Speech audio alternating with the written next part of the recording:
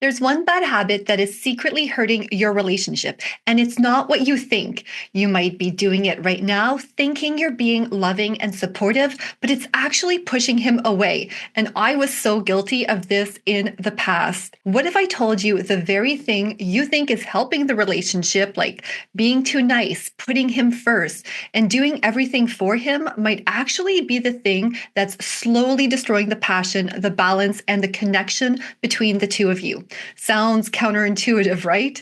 But stick with me, because in this video, I'm going to show you why this nice girl habit is blocking intimacy and what to do instead. Hi, and welcome back to the channel. My name is Mireille Nicole, and I'm a relationship coach for women, and I'm all about guiding you towards your happily ever after and helping you tackle the tough stuff in love with grace and wisdom. If you've ever put your partner first to the point of forgetting your own needs, your hobbies, your self-care, or maybe even your friendships, this video is for you. I'll break down why overcaring and being too nice is actually bad for your relationship, how it messes masculine-feminine energy or polarity, and what to do to bring back the spark. By the way, if you want to start reigniting the flame in your relationship today, make sure to download my free relationship success checklist. I share 25 simple daily actions you can take to get back to the honeymoon phase. The link's in the comments below and the description. Okay, let's talk about the one bad habit that's secretly hurting your relationship: being too nice. You might be thinking, wait, isn't being nice a good thing? Yes, but there's a difference between kindness and self-sacrifice. When you constantly put your partner's needs ahead of your own, when you do everything for him or the family, when you bend over backwards to keep him happy or keep the peace, you end up disappearing. You're no longer the fun, sassy woman he fell in love with in the first place. And when you disappear, the relationship loses its polarity. Masculine energy is drawn to challenge, to independence, to mystery. And when you're overly in your giving, doing, planning, and always involved mode, you're slipping into your masculine. And that's going to throw the dynamic off, the balance. And over time, it kills the spark. And I've been there. There was a time in my relationship where I thought the more I gave, the more love I get back. I was always leaning in towards my partner. I handled and tried to manage and direct everything. I'd get involved in his life, trying to help make things easier for him and to help him fix his problems, thinking I was being a supportive partner. I was so good, and it was so emotionally exhausting. It was too much. I was taking on all of the emotional burden.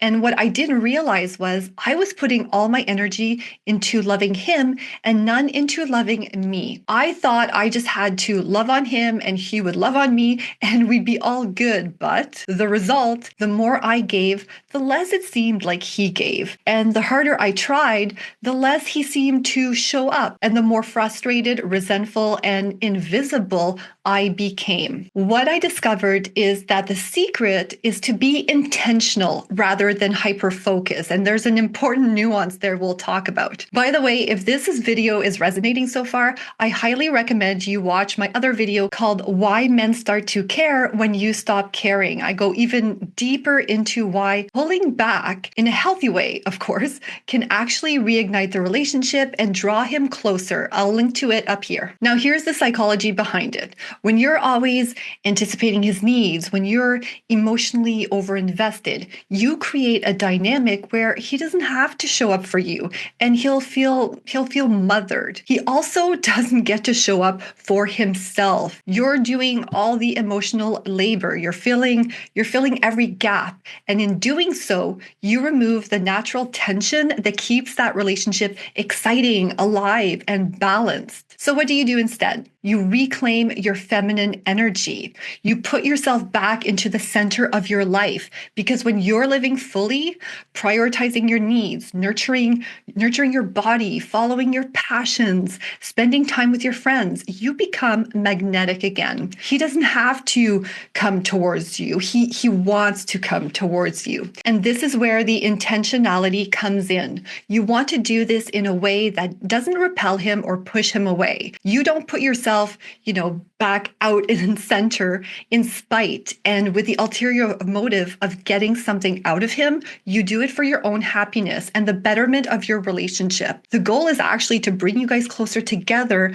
not to create distance when done right. Or it can be a way to determine whether or not this relationship is really meant to be. But either way, here are 3 powerful steps to start shifting out of this too nice energy and back into balance. Number 1, emotionally detaching. When you're emotionally enmeshed or codependent with your partner, you start being too nice as a way to manage your own emotions. You want him to feel good and be okay so you can feel good and be okay. And that's giving away your power to your partner.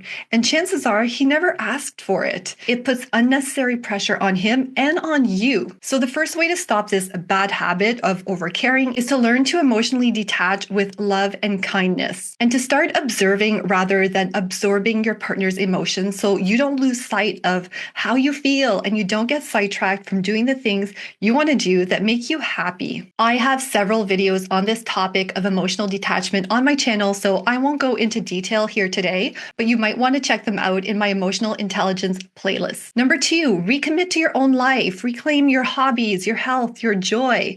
Go to brunch with your girlfriends. Take the class, whether it's art class or dance class.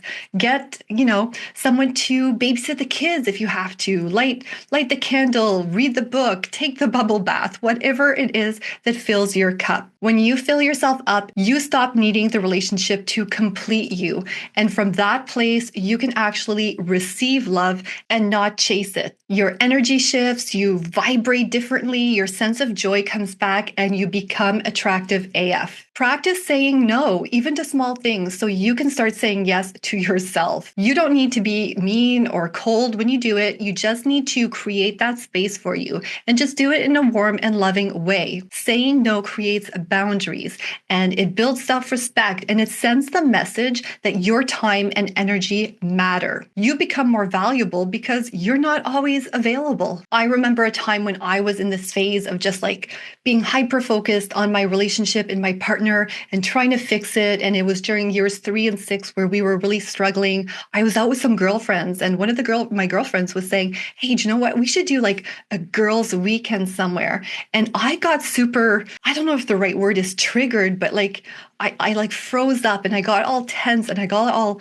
anxious from that idea because I really felt like if I wasn't always there in the relationship, that was good on me to actually go out with my girlfriends, but those times were really few and far between. But I felt like if I wasn't there, hyper-focused, fixing things, being there to kind of manage things, that my relationship would fall apart. And I remember in later years, my girlfriend saying, hey, remember that time? I thought it was really weird, your reaction to that suggestion that we go out for a girls' weekend. And that story has stuck with me to this day. Number 3, let him step up. Don't jump in to fix things all the time. Let him lead sometimes, whether it's planning a date, handling a challenge, or showing support. Give him room to contribute. Another story I like to share is there was one time where, again, this was on my way out of year 6 when I was really implementing the skills and the tools that I teach on this channel and in my courses and working one-on-one with women is this whole idea of, letting go, letting him lead things and letting him be in his masculine energy and fixing problems. And there was this one time we had the kids in the back seat and we were driving and we were going to go to IKEA and we had the, I forget if we had the GPS on or, if I was just letting my husband drive, but at one point he took the wrong turn. No, I think the GPS was on because he took a wrong turn or he forgot to take the turn and I didn't say anything. And the kids were like, oh, no, we had to turn there. Blah, blah, blah. We missed the intersection. And the kids were like, Mireille, why didn't you say anything? Because I was just right in front and I could see it. And that was an example where, yes, I saw that, we missed the exit, but I didn't say anything. I let him, realize that we were going to go in the wrong direction and let him fix it. I wasn't going to jump in, but it's always a funny story in my mind because the kids were like, Mireille, why didn't you jump in and say something? When in my head, I was like, do you know what? I'm just letting my man lead. You want to trust in your man's ability to make the right decision. Even if his choices aren't exactly what you would do or choices you would make, or you've been disappointed in the past, but this is going to restore the masculine-feminine balance and allows him to reconnect with his purpose in the relationship. And yes, I know both genders embody both masculine and feminine energy, but in most instances, he'll feel better in his masculine, and chances are you'll also feel really good in your feminine. At first, it might feel scary. You're so used to over-functioning and being hyper-focused that slowing down or pulling back feels wrong, but stay with it. Because what often happens is this: the minute you start pouring into yourself, he begins to show up differently because the energy is going to shift. The attraction returns, and so does the passion. And that's exactly what I did in my own relationship. And it got my husband out and I out of the low point we experienced, like I said, between years 3 and 6 of our relationship. So if you're ready to stop overgiving, start receiving, I created the free relationship success checklist just for you. It's packed with simple, powerful shifts you can make to transform your relationship dynamic today without guilt, without any games, and without losing yourself. So check out the link in the comments and description. And if you found this video helpful, go ahead and give it a like. Subscribe to the channel and drop a comment. Have you ever been too nice in your relationship? What's one thing that you can do this week just for you? And now to find out the exact steps I took to get the spark back in my own relationship, watch this video next.